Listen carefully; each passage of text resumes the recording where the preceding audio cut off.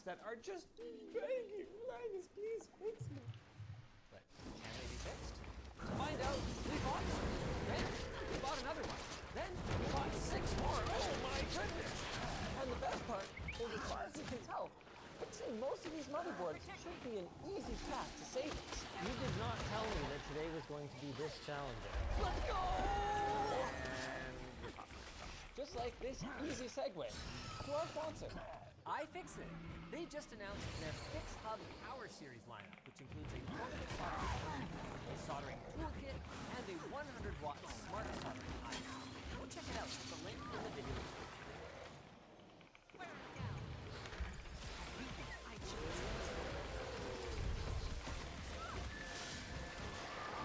In the old days, the most delicate part of a computer was the little pins on the bottom of the CPU. If you so much as looked at those things sideways, they could end up sideways.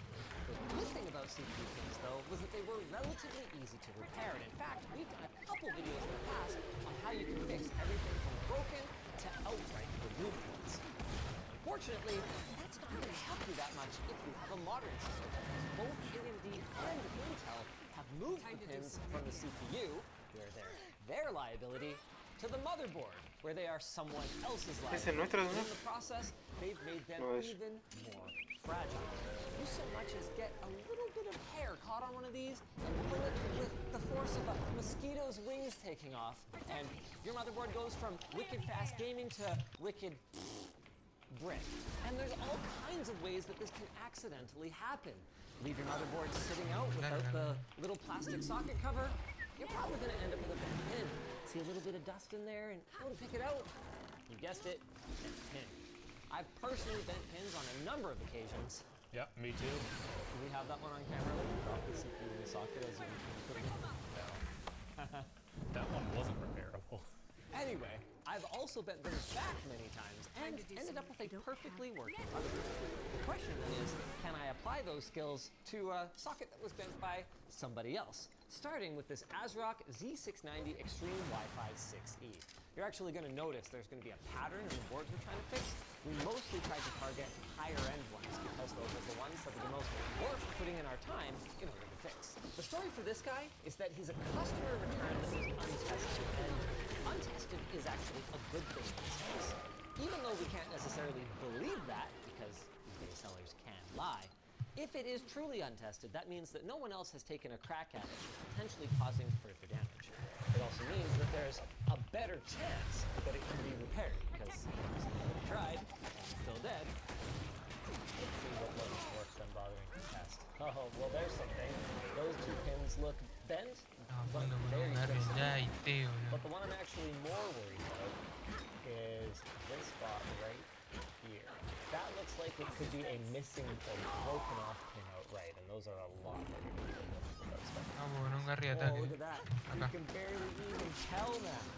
Dude, Alex, find me the pins that were bent. Oh.